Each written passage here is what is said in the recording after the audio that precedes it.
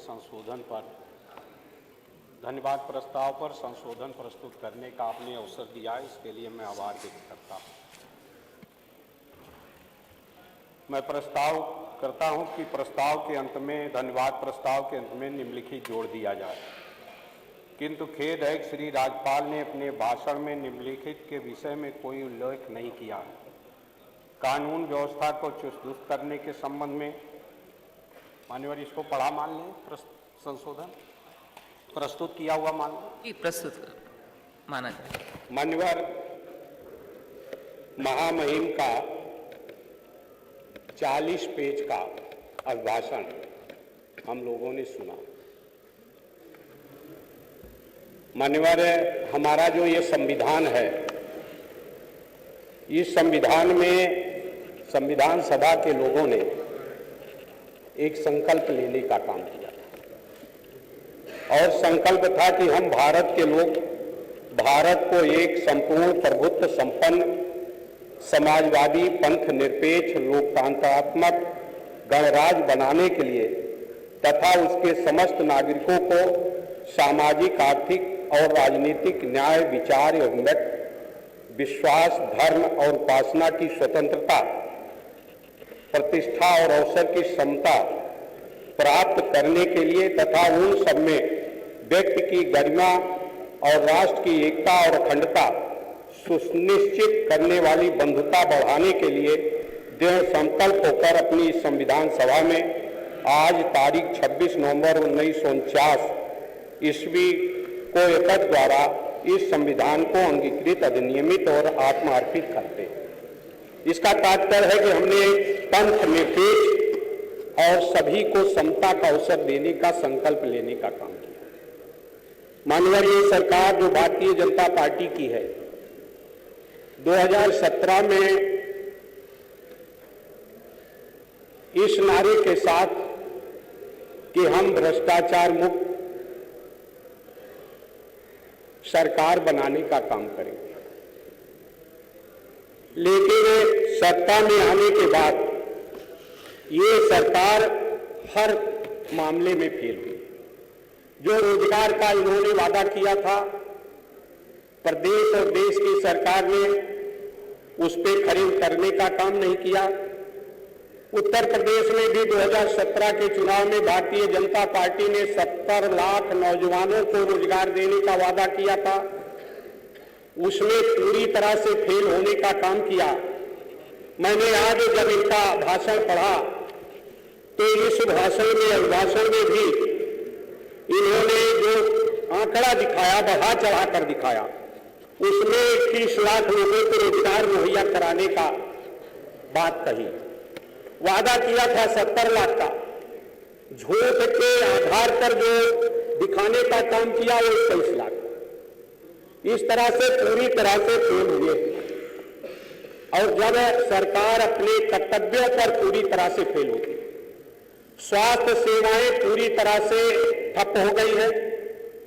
कोई आपके क्षेत्र में भी माननीय अधिष्ठाता महोदय घायल होता होगा, अस्पताल जाने की अवसर आती होगी, ट्रामा सेंटर लखनऊ पहुंचता होगा, उसका एडमिशन नहीं हो पाता, उसको कहेंगे आप बलरामपुर रिफर कर दिया जाता है, इसके बलरामपुर से फिर दूसरी जगह रिफर कर दिया जाता है। इस तरह से उसको स्वास्थ्य सेवा नहीं मिल पा रहा है, रोजगार नहीं मिल पा रहा है और इन सब चीजों को छिपाने के लिए फिर श्री भगवान श्री राम जी का सहारा लेने का काम ये सरकार करने का काम कर रही है।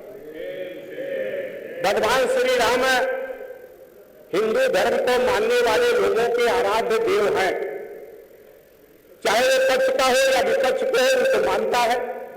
और मान्यवर मैं तो अयोध्या के बगल का हूं, मेरे घर से अयोध्या की दूरी 40 किलोमीटर है, बल्कि 35 किलोमीटर है। हम लोग बचपन में साइकिल से अयोध्या रामनवमी का स्नान करने जाते थे और हमें ये राम के बारे में, भगवान राम के बारे में पहाड़ा पढ़ाएंगे और भगवान श्री राम के स्थापित करने का श्रेय लेकर बधाई पाने का भी, स्वयं बधाई लेने का काम भी ये सरकार करने का काम कर रही है। इसलिए कर रही है कि हर मुद्दे पर वो विफल हुई है, असफल हुई, जिसके कारण अब केवल सहारा भगवान श्री राम का रह गया। मान्यवर ये सरकार आड़ लेकर दलितों के अधिकार को, अनुसूचित जाति के अधिकार को, पिछड़ी जाति के संवैधानिक अधिकार को, अल्पसंख्यक समाज के जो संवैधानिक अधिकार है उस पर डांका डालने का काम कर रहे हैं। और इसका प्रमाण है मानो, इसका प्रमाण है कि भी 69,000 शिक्षकों की भर्ती हुई शिक्षा में, प्राइमरी शिक्षा में, और वो 69,000 शिक्षकों में इनका जो संवैधानिक पिछड़ा वर्ग आयोग है उसने मारा कि 1994 के अधिनियम के अनुसार 18,000, 15,000 पिछड़ी जात के और 3,084 अनुसूचित जात के बच्चों का शिक्षक नहीं बनने दिया गया अगर आरक्षण का अधिनियम का पालन किया होता। माननीय मुख्यमंत्री जी ने स्वयं एक कमेटी बनाई 5 सदस्यीय। उस कमेटी ने माना कि 6,800 शिक्षक की भर्ती नहीं हो पाई है पिछड़े वर्ग के अनुसूचित जाति पर। 2022 के चुनाव के पहले अधिसूचना द्वारा भर्ती का विज्ञापन भी दे दिया गया और चुनाव जीत गया। वो बच्चे आज इको गार्डन में धरना दे रहे हैं, लाठी खा रहे हैं, मार खा रहे हैं और उनको भर्ती करने का काम नहीं किया जा रहा।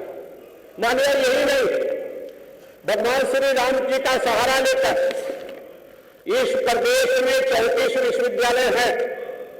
34 विश्वविद्यालयों में सबका साथ, सबका काम, सबका साथ, सबका सम्मान, सबका विकास का नारा देने वाली सरकार ने 34 विश्वविद्यालयों का एक भी वाइस चांसलर पिछड़े वर्ग का या दलित समाज का बनाने का काम नहीं किया। सबका साथ, सबका विकास, सबका सम्मान का नारा देने वाली भारतीय जनता पार्टी की सरकार ने 75 जिलाधिकारियों में से 10% केवल अनुसूचित जाति और पिछड़े वर्ग के अधिकारी कार्यरत हैं। केवल 10%, यानी 90% 15% लोगों को बनाने का काम किया जो जनता की समस्याओं का निदान कर सके। माननीय इतना ही नहीं, प्रदेश में नौजवान बेरोजगार हैं। 2,17,000 शिक्षकों का पद खाली है। 2,17,000 शिक्षक का पद खाली है। 2018 के बाद कोई भी भर्ती की प्रक्रिया इस सरकार ने शुरू करने का काम नहीं किया। माननीय विश्वविद्यालय हो, जितने भी विश्वविद्यालय है प्रदेश में, किसी भी विश्वविद्यालय में 13 और 14% से ज्यादा अनुसूचित जाति और पिछड़े वर्ग के शिक्षक तैनात नहीं है। SGPGI माननीय यहाँ की एक संस्था है, KGMU एक संस्था है, डॉक्टर राम मनोहर लोहिया चिकित्सा संस्थान है। इन जगहों पर संस्थानों में पिछड़े वर्ग के और अनुसूचित जाति के जो अभ्यर्थी आते हैं MS MD DM करके, जब वो भरते हैं पद विज्ञापित होने के बाद तो लिख दिया जाता है कि योग्य नहीं है, इस आधार पर उनका रिजर्वेशन का कोटा भरा नहीं जाता।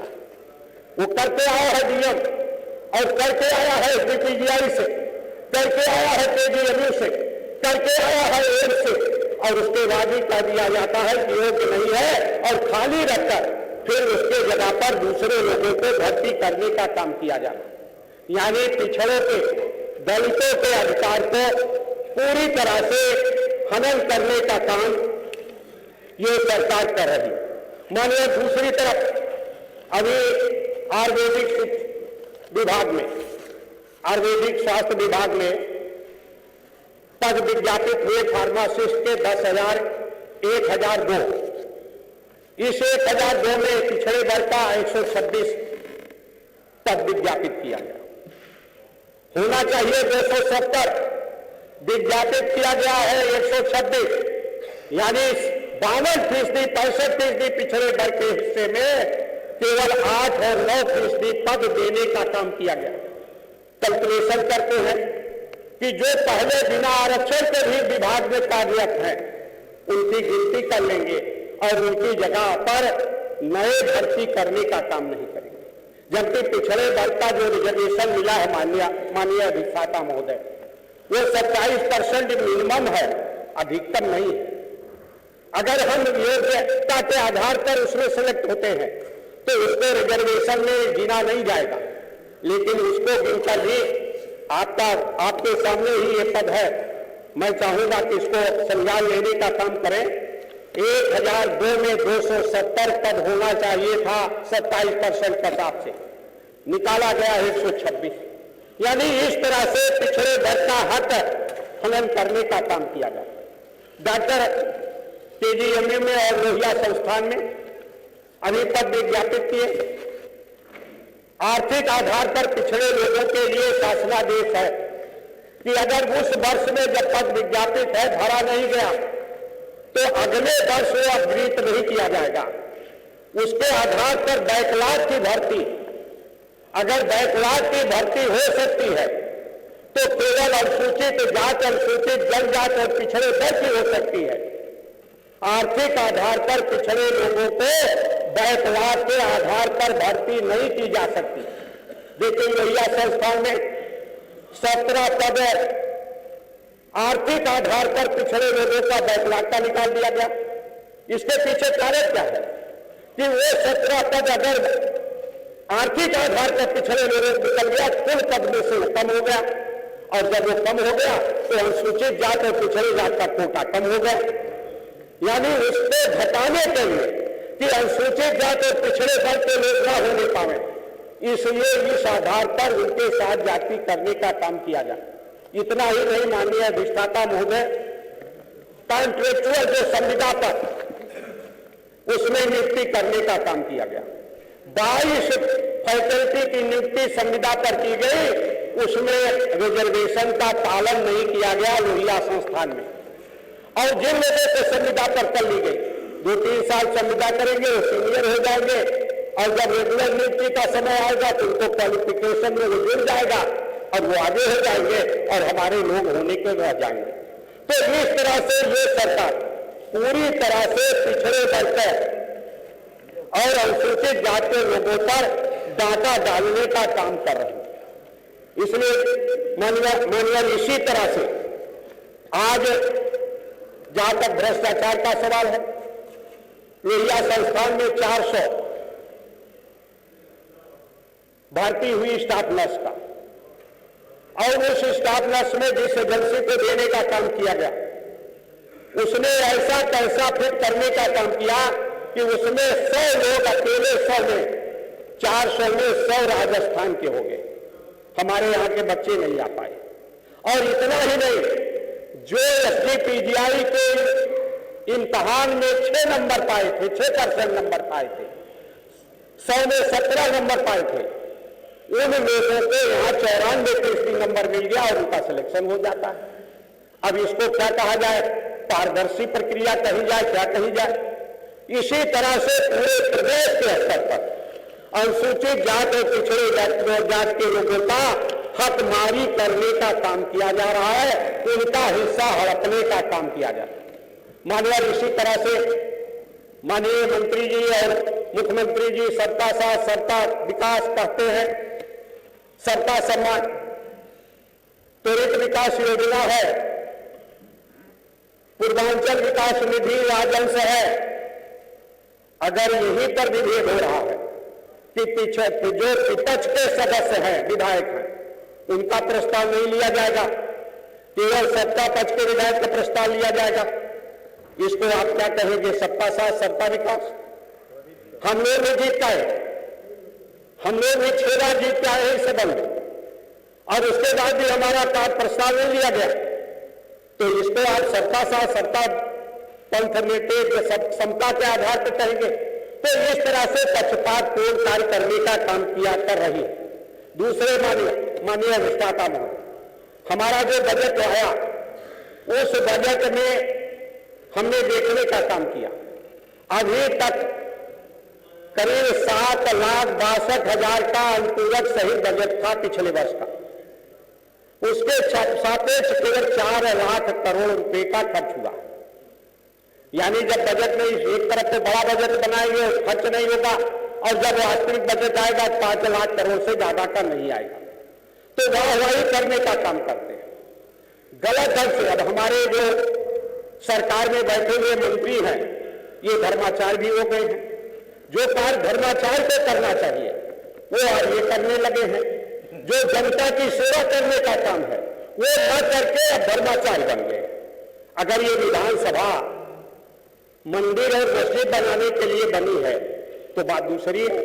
ये विधानसभा जनता की सेवा करने के लिए बना, सड़क बनाने के लिए, बिजली पहुंचाने के लिए, रोजगार देने के लिए, गरीबी दूर करने के लिए। आपने ही इस बजट में कहा कि हमने 3 करोड़ से ज्यादा लोगों का गरीबी रेखा से नीचे पहुंचाने का काम किया। 6 करोड़ में गरीबी रेखा से ऊपर पहुंचाया, यानी उनको आर्थिक रूप से संपन्न बनाया। अब 6 करोड़ अगर वो संपन्न हो गए तो फिर राशन उनको क्यों दे रहे हैं? यानी संपन्न लोगों को भी आप राशन भी। इसका तात्पर्य है कि ये आपका आंकड़ा धोखा है, झूठ का पुलिंदा है, लोग और अधिक गरीब होते चले गए। दूसरी तरफ माननीय किसान की बात है। किसान के लिए मैंने पहली बार देखा 1986 से माननीय अधिष्ठाता महोदय, मैं या इसमें या उस सदन में हूं 1986 से पहली बार मैंने देखा संविधान की और इस नियमावली की सब धज्जी उड़ते हुए। कभी भी महामहिम अपने भाषण में राजनीतिक बात नहीं कहती थी कि आप जीरो हो जाओगे, आप ऐसा हो जाओगे। महामहिम का काम है, महामहिम का काम है भाषण देना। जो लिखित भाषण है, जो मंत्रिमंडल ने तैयार किया, उससे एक शब्द भी इधर उधर नहीं जाना। पहली बार ऐसा देखने को मिल रहा है कि महामहिम भी राजनीतिक वार्ता करने लगी। अब ये सरकार सारे संवैधानिक संस्थाओं को राजनीतिक बनाने की दिशा में काम कर रही है। चाहे वो न्यायालय हो, चाहे वो ईडी हो। माननीय सदस्य जल्दी आप समराइज कर लीजिए। चाहे वो ईडी हो, चाहे वो न्यायालय हो, सारी संस्थाओं का राजनीतिकरण करके केवल एकमात्र एजेंडा बना दिया है कि भारतीय जनता पार्टी को कैसे बैतरणी पार किया। माननीय, इस तरह से ये सरकार आज संविधान का पूरी तरह से उल्लंघन कर रही है। अनुसूचित जात, पिछड़ी जात के अल्पसंख्यक का हकमारी करने का काम कर रही है। और किसान का कहा इन्होंने कि किसान को बिजली फ्री मिलेगी। इस प्रदेश में सामान्य योजना में किसानों ने 52 हजार रुपया, 62 हजार रुपया, करीब 1 लाख से ज्यादा किसानों ने पैसा जमा किया बिजली के कनेक्शन के लिए सामान्य योजना में। उसमें 68 हजार उनको छूट मिलनी चाहिए। अब 5, 6, 7 साल बाद कह रहे हैं, 5 साल बाद, कि आप पूरा पैसा जमा करके ले लो या अपना पैसा वापस लो। हमारा जो 92 हजार रुपया जमा है उस पर हमें इंटरेस्ट भी देने का काम नहीं कर रहे हैं। अगर बिजली विभाग का पैसा होता तो हमने उससे ब्याज सहित वसूलने का काम किया जाता। इस तरह से ये सरकार निश्चित तौर पर आज हमारे किसानों के साथ जाति कर रही है। एनपीके खाद, डीएपी खाद दाम बढ़ा दिया। आपने यूरिया खाद में पहले 5 किलो कम कर दिया था, फिर 5 किलो कम कर दिया। दूसरी तरफ गन्ना महंगाई आसमान छू रही है। हर तरह, चाहे वो डीजल का दाम हो, खाद का दाम हो, कीटनाशक दवाओं का दाम हो, सब बढ़ता चला जा रहा है।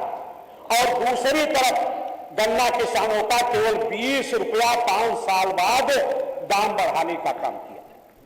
ऐसा शायद ही कभी रहा हो कि 5 साल में केवल 20 रुपया बढ़ाने का काम किया। हाँ, लेकिन इनके पास मीडिया है, इनके पास अपनी बात शो करने के लिए भगवान जी का सहारा भी लेने का काम कर रहे हैं। अरे भगवान जी के मानने वाले हर तरफ लोग, हर तरफ, जो अपने अपने, चाहे जिस धर्म को मानता है, जो जिस धर्म को मानता है, उसके से जल्दी मानता है। लेकिन आज उसका भी, भगवान राम का भी राजनीतिकरण करने का काम ये भारतीय जनता पार्टी की सरकार कर रही है। इसलिए मान्य धन्यवाद सर। माननीय राजेश चौधरी जी, माननीय राजेश हैं, आपने अपने भाषण में महामहिम पे कुछ टिप्पणियां करी हैं, वो संवैधानिक पद पे बैठी हुई हैं। अरे तो उन्होंने कृपया